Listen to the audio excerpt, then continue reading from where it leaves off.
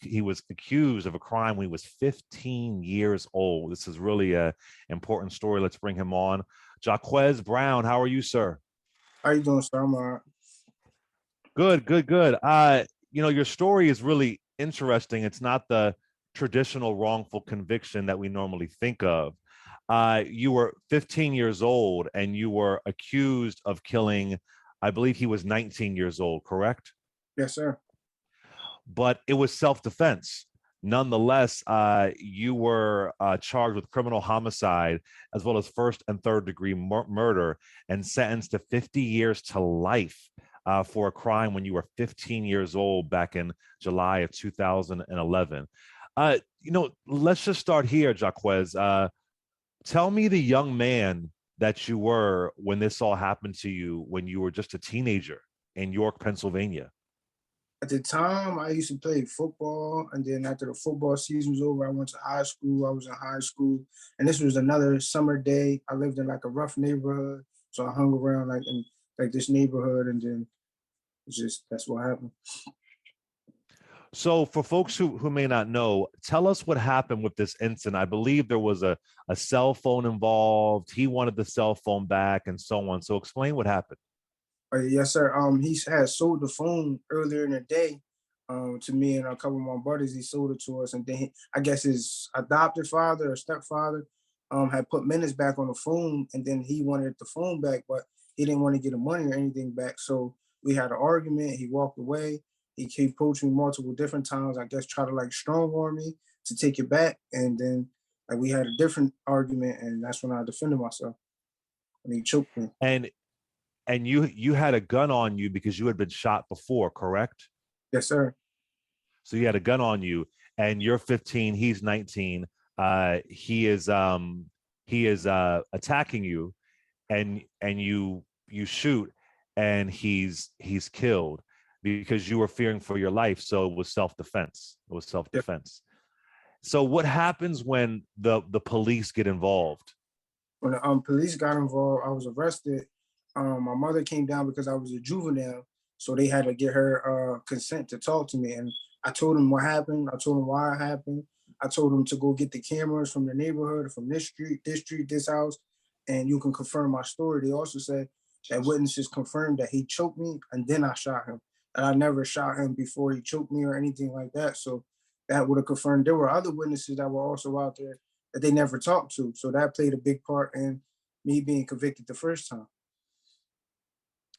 So when you're talking with police, and I mean, you're a young man, you're a baby, you're 15. Yes, sir. Do you feel like they aren't hearing you? Do you feel like that they just want to get you behind bars? What is your sense back then, even when you're a kid talking to them?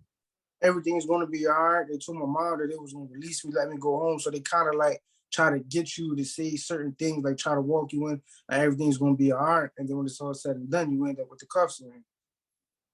Wow. And tell me, and so when do you go to trial? When is the trial's 2 years later, right? Yeah, 2 years later, because I was trying to get decertified to go to juvenile. I didn't have enough time to, I guess, go to juvenile. I think I was 17 or 16 by that time.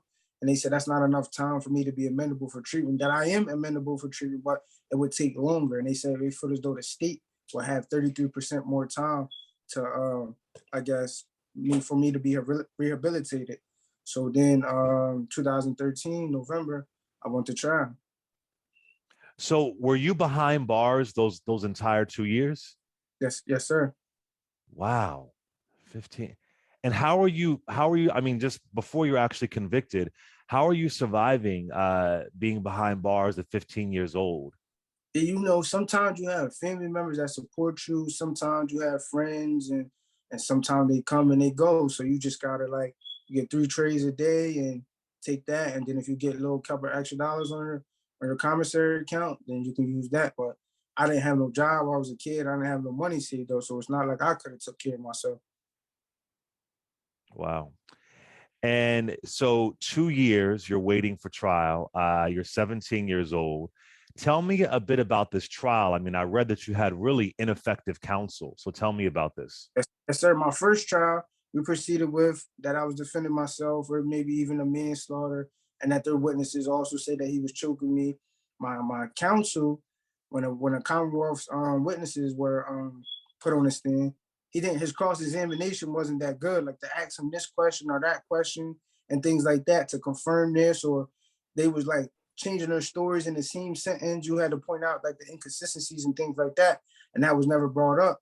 But not even just that, there were other things that were supposed to be done from my side and the Commonwealth side. Like the this time when I went to trial, the clothing that the victim had on, it was tested for gunshot residue. That was never brought up last time, and this time they didn't want to give it to us because they knew I would have been acquitted. Because their argument is that I was backing up shooting this man. I never backed up or shot this man. I shot him while he was choking me in a chokehold, and I feared for my life. Wow. And you are sentenced to 50 years to life. When you hear that sentence, first of all, did you think you were going to be found guilty? Could you tell because of your counsel, or did you still have hope that they were going to be able to see through it? Yeah, when I was at the trial in 2013, I never been to trial before, so I was kind of like a little scary, not knowing what's going on. But it's like they were in their line, bringing up stuff. My lawyer just was saying whatever he wanted to say, and I felt as though at that point it wasn't about the truth no more. It was about who had the best story that was wrapped around a little bit of facts or things like that, the physical evidence. Whoever had the best story, and I felt as though like I was losing because he wasn't like cross-examining them. There wasn't no old moments or anything like that, and I felt as though like it wasn't that good. Worst case, I might get a manslaughter, but when I was convicted, I just didn't know what to do. Like that's crazy. And let me ask you this. What is the racial or ethnic background of the victim? Because I couldn't tell. At the time, he's mixed. I want to say he's Hispanic and black, but he was adopted by someone that was Caucasian. So they played that factor. They got the stepfather or the adopted father to get on the stand to make it seem like it was a Caucasian that I killed, and then I got a Caucasian all white jury. So they do that type of game. They didn't want to show the victim. You can't because I guess like the crime scene, but that's the type of games that they do in York County. You get an all Oh, white wait, jury. hold on one second. I didn't know. This is interesting. So they never saw the victim's face? No, sir. So if you look up the victim, and may he rest in peace. It's sad that he's not here. He Yes, he sir. he doesn't look white. He looks like a person of color, right? But Yes, he's sir. adopted by a white family. So all they saw were a white family testifying. You have an all-white jury in 2013, mind you. This Yes, isn't sir. 1993, 1980, 2013. So it appears that just the dynamics there, it appears that, wow, that's crazy. Do you think if they knew he was black or Hispanic, do you think it would have been a different outcome? Or if it would have been a black or Hispanic mother? There's a lot of killings going on around that time. And when it's a Hispanic or black person, they don't care. They don't care if we're out here killing each Wow. other and things like that. But the minute you touch one of theirs, it's a problem. It's a big problem. If you're right or wrong. And you were able to sense that in the courtroom at 17 years old. You knew when you saw that the white adopted his adopted father on that stand. You knew that this is not going to end well for me. Yes, sir. Wow. So once again, you're sentenced to 50 years to life. I'm sure that broke your heart. How was your family impacted by this? At this point, you're 17. My family was hurt. My mom, she goes through a lot today. She has like mental health issues because I'm like her oldest son, and I think that really broke her down. So now that I'm here now, I try to get her back. She sometimes she forgets that I'm even home now because she can't believe it because her oldest son was sentenced to 50 years of life, and it just was crazy. So you were behind bars for 10 years, 6 months. How are you surviving the day by day? Just when you think about prison, you think about violence, you're still a teenager. How are you getting by the day by day being behind bars? Yeah, when I first came to York County Prison, we were allowed to be around adults, even if you was a juvenile or not. Then, like 2012, around that year, they changed the law that juveniles can't be around adults. So we had our own section. So 2013 until I turned 18 at the end, after I was convicted, then I was sent upstate. When I was sent upstate, I was sent to, it's called SCI Pine Grove. It's for younger kids that have time or a lot of time or a little bit of time. And they have an adult side that you go through these programs. So I was up there and I just was getting through my days. Some days I had good days, some days I had bad days. I just know I wanted to go home. Like sometimes reality is settle in that on this pink paper, I'm convicted of 50 years of life. And some days I'll say, well, I still got hope because I got to appeal. I can appeal it, but it just depends on how strong you are. So you eventually get a new trial. You get a new trial due to ineffective counsel. Tell us Yes, about sir. this new trial and how you're eventually released. Oh yeah, the new trial. By then I was 2016. I was granted a new trial, but the Commonwealth appealed it, saying that I shouldn't have got a new trial, and they fought with me all the way to 2018. So while I was granted the new trial, I took the time out myself because I feel as though I had a paid attorney my last trial, and he still sold me out. So now I got to be my own attorney and get myself out because nobody wants to get out more than me. So I went to law library instead of playing basketball, instead of going do gambling and doing things like that. I went to law library and I started to figure out the law. I started to read. I started to understand what this law means, what that law means, and I started to go through my discovery and really see, well, oh, they found the knife on the scene, but they never brought it up. A pocket knife, 3-inch blade. So that means when he was choking me, he was trying to get the knife. It was right on the scene. He told his other friend that he was looking for a gun. That can help me. Or get the clothes tested. That can help me. Or look at the casing. That can. I start to realize things that will help me. Or she lied here. She said this here. She said this. So I started to pull all them things out, and I gave them to an attorney. And then we went to trial this time. And this time I had a diverse jury. I didn't have an all white jury. I had like one African American lady. I had a mixture of male and females.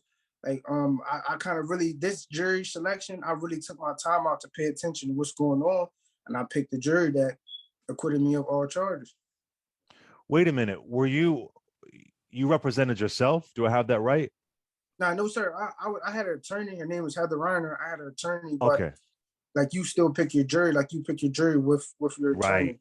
But I also gave her Gotcha. like any like little things that, because I know my case better than anybody else. You can study my case all you want, but I know it because I actually live it. Exactly. So I can explain to her this or explain to her that, and she'll see, okay, I understand or I don't understand. And I would say, well, that's why I say this. So, So tell us, I believe that. So what happens with this trial? What's the you're found not guilty of what? so when I was charged with criminal homicide, they break that down to what degrees they're going to charge you with. So they charged me with first degree and third degree.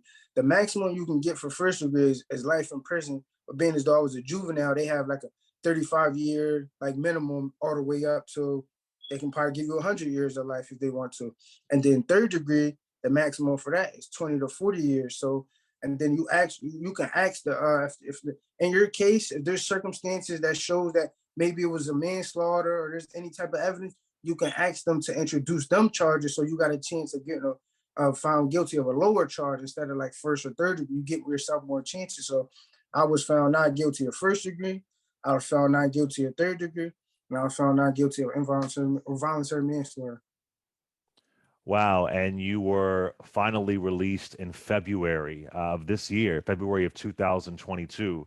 It's only been a little over 2 months. How are you feeling? How are you? I'm sure it's got to be a big transition, 10 years behind bars, but you're only 26 years old. How are you doing? Yeah, I'm still young. I'm still trying to catch up on these gadgets, these iPhones and things like that, those stuff. Because I was out there with flip phones. I didn't even know what was going on. So yeah, I'm catching. I'm young, so I got a lot of time to figure things out. Yeah, I'm happy. I'm excited to be home, and I'm just trying to take everything in. uh, I've interviewed a lot of people where they were arrested when they were teenagers. Do you have any, it sounds like you did everything right though, but do you have any advice for a 15, 16-year-old where something happens and they're in custody with police? Is there anything they should know, they should do different, anything? Like while you're in custody being interrogated, because it really is an interrogation. I think you Right. should choose words wisely and take your time and really think things through. Like at that time, like I was like just telling them like what happened, but I wasn't best explaining it to the best of my ability.